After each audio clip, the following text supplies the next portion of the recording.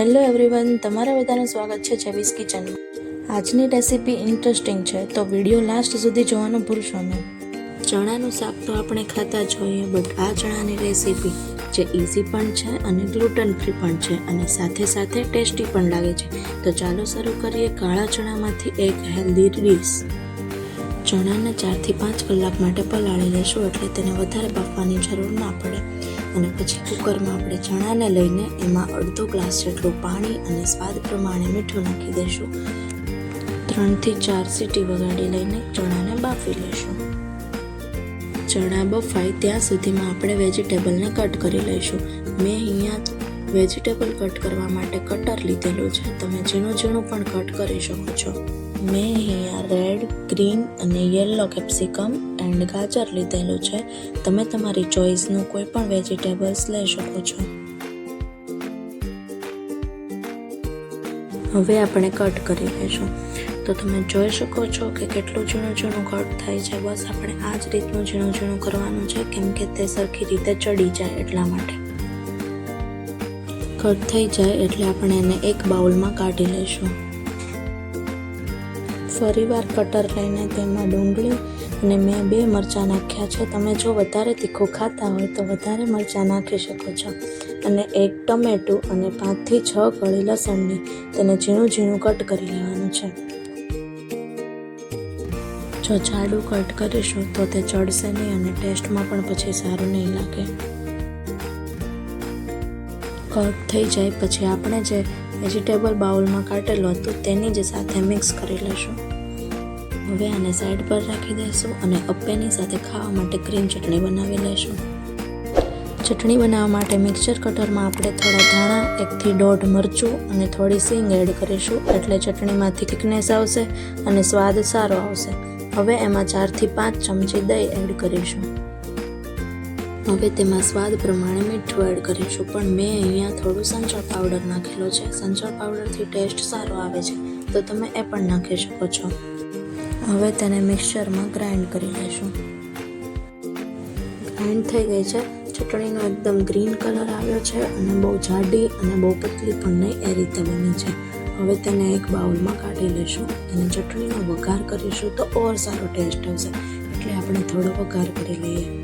એક બાઉલમાં થોડું તેલ લઈશું. તેલ ગરમ થાય એટલે અડદની દાળ, જીરું અને લાલ સૂકું મરચું એડ કરીશું અને થોડો લીમડો. પછી તેમાં જે આપણે ગ્રીન ચટણી બનાવેલી હતી તે નાખી દઈશું અને એને મિક્સ કરીને આપણે ફરીવાર એક બાઉલમાં કાઢી લઈશું. હવે ચટણીને આપણે સાઈડ પર મૂકી દઈશું અને ચણા બફાઈ ગયા છે કે કેમ એ ચેક કરી લઈશું. તો તમે જોઈ શકો છો કે ચણા સારી રીતે બફાઈ ગયા છે. હવે ચણાને કટરમાં ટ્રાન્સફર કરી લેવાના છે અને દરદરા ચણા રહે એ રીતે કટ કરી લેવાના છે.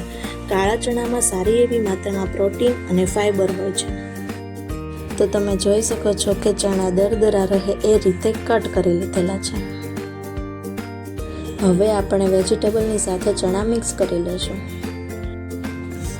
પછી તેમાં આપણે અડધો કપ જેટલું દહીં, 1 કપ છાશ, થોડા કાપેલા લીલા ધાણા એડ કરીશું.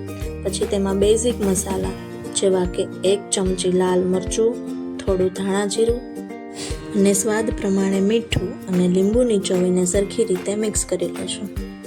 મેં અહીંયા ગરમ મસાલો નથી નાખ્યો. જો તમારે ગરમ મસાલો નાખવો હોય તો અડધી ચમચી જેટલો ગરમ મસાલો નાખી શકો છો. પછી તેમાં અડધો કપ જેટલો રવો એડ કરીને ફરીથી બધું સારી રીતે મિક્સ કરી લઈશું.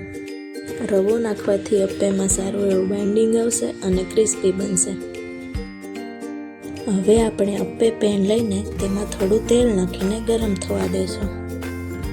તેલ ગરમ થઈ જાય પછી આ રીતે 1 ચમચી અપ્પેનું બેટર નાખીશું. ગેસની ફ્લેમ મીડિયમ રાખવાની છે. પછી તેને થોડી વાર માટે ઢાંકી લેશું. જો તમે અમારી ચેનલ પર નવા છો તો ચેનલને જલ્દીથી સબસ્ક્રાઇબ કરો અને બેલ આઇકન પ્રેસ કરવાનું ભૂલતા નહીં. તમારા કિડ્સના લંચ બોક્સ માટે આ હેલ્ધી રેસીપી પરફેક્ટ છે. જો તમે વેઇટ લોસ કરી રહ્યા છો તો તમારી વેઇટ લોસની જર્નીમાં આ રેસીપી જરૂરથી ટ્રાય કરજો અને કેવી લાગી એ અમને કોમેન્ટ કરજો. હવે બધા અપ્પેને આવી રીતે પલટાવી લેશું. તો તમે જોઈ શકો છો કે અપ્પે એકદમ મસ્ત અને ક્રિસ્પી થઈ ગયા છે. પછી 2 મિનિટ રહેવા દઈને સર્વિંગ પ્લેટમાં કાઢી લેશું અને જે ગ્રીન ચટણી બનાવી છે તેની સાથે સર્વ કરીશું. કાળા ચણા ગ્લુટન ફ્રી છે. જો તમે ગ્લુટન ફ્રી ડાયટ ફોલો કરતા હોય તો આજે જ અમારી આ રેસીપીને તમારા ઇન્સ્ટન્ટ બ્રેકફાસ્ટના લિસ્ટમાં એડ કરી વિડીયોને સેવ કરી લો. તો તૈયાર છે healthy instant breakfast black ચિકપીસ appe ઓર કાળા ચણાના ગપગોલા દહીંની ચટણી સાથે. તમને અમારી આ રેસીપી સારી લાગી હોય તો અમારા વિડીયોને લાઇક શેર કરજો અને ચેનલને સબસ્ક્રાઇબ કરવાનું ભૂલતા નહીં. Thank you for watching.